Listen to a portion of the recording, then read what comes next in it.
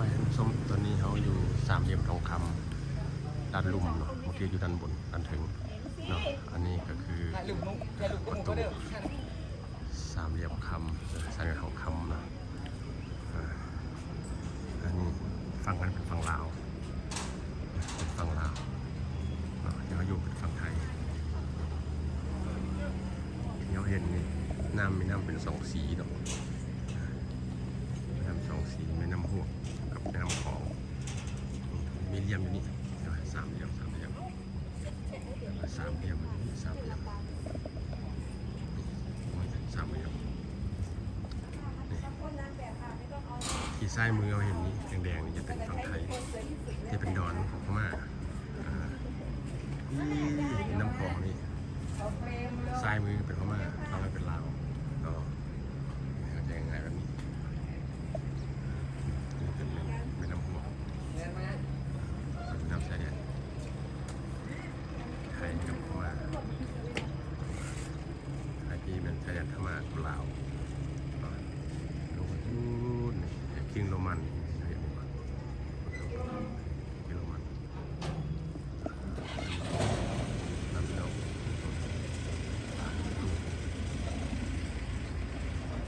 ก็ไปคือขึ้นไปไหนเงียบเหงาอยู่ร้านค้าร้านขายกันได้แต่ว่าต้องการจับเงินมาเที่ยวของร้านอะไร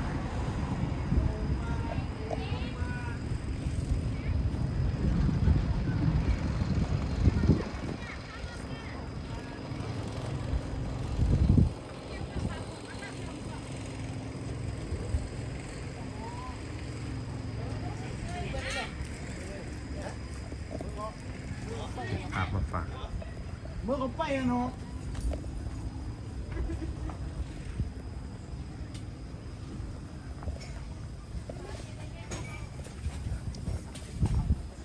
พระใหญ่พระเสียงเซนเป็นคะแนนมีคะแนนที่สามเหลี่ยมคำรถสามเหลี่ยมทองคำ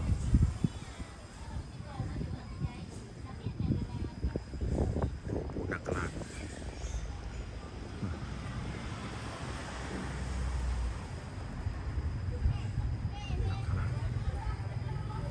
Sao đây cũng có thuyền cho người ta đi đâu vậy ta? สามเหลี่ยมคำเป็นเหลี่ยม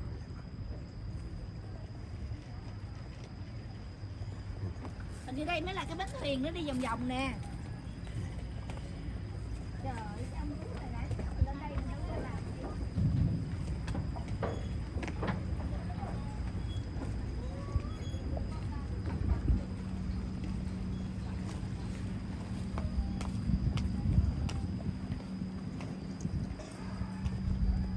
พระเสียงแสน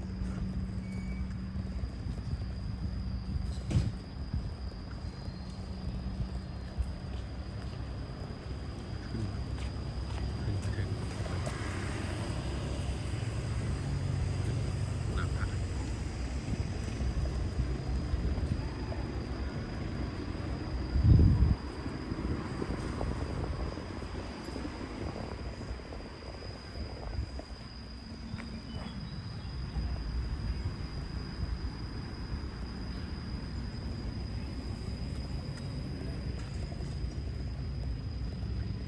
พักกระจายพักกระจายนะ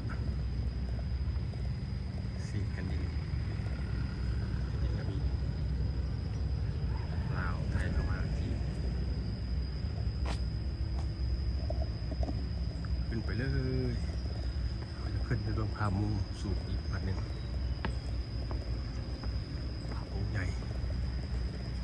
เป็นพระเสียงแสน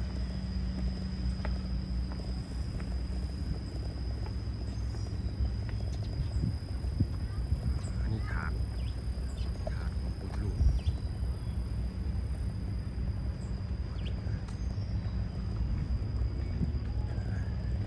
เมืองวิวสองฝั่งของที่เราเห็นเป็นคิงโรมันดอกนิ้วคำ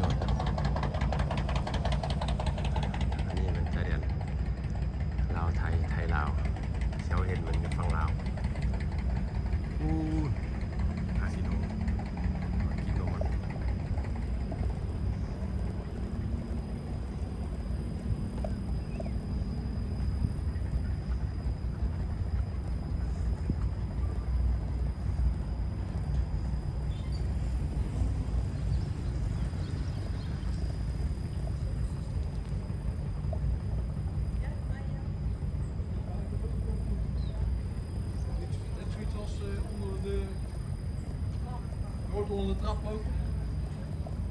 าษีพิชัยภาคเหนือบนบุรณะคือจังหวัดเป็นภาคเหนือ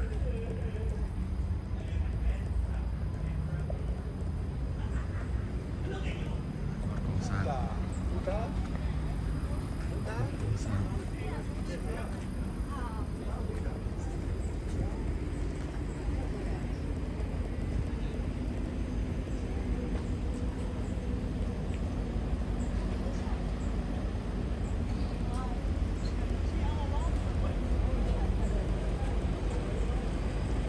เศรษฐกิจวันนี้เป็นอาเซียน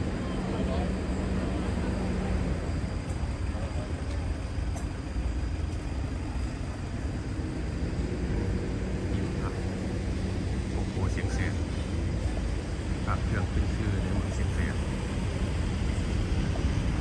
เอาพี่น้องไปจบไปชมอีกจุดหนึ่งเนาะ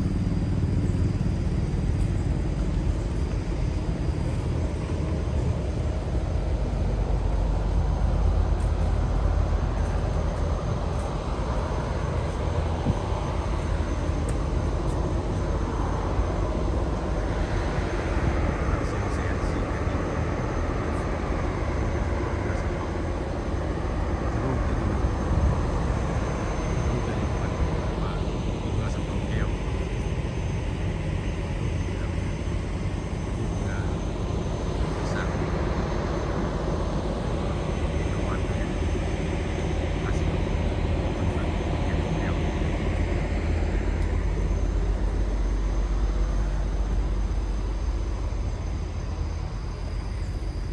ร้านค้าพักเงียบเอาสมควรครับ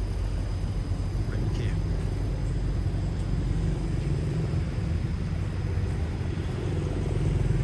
นี่จะไฮไลท์กันไฮไลท์เป็น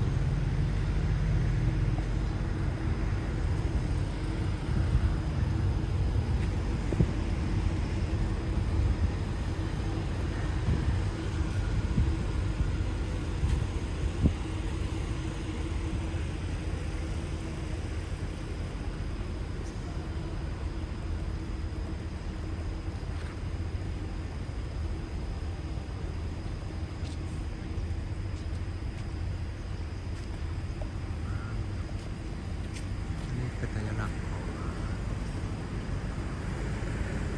เจ้าชีวิตของรัชกาลที่9กับพระราชินีเรียกว่าในลูกหัวรัชกาลที่9กับพระราชินีนะครับ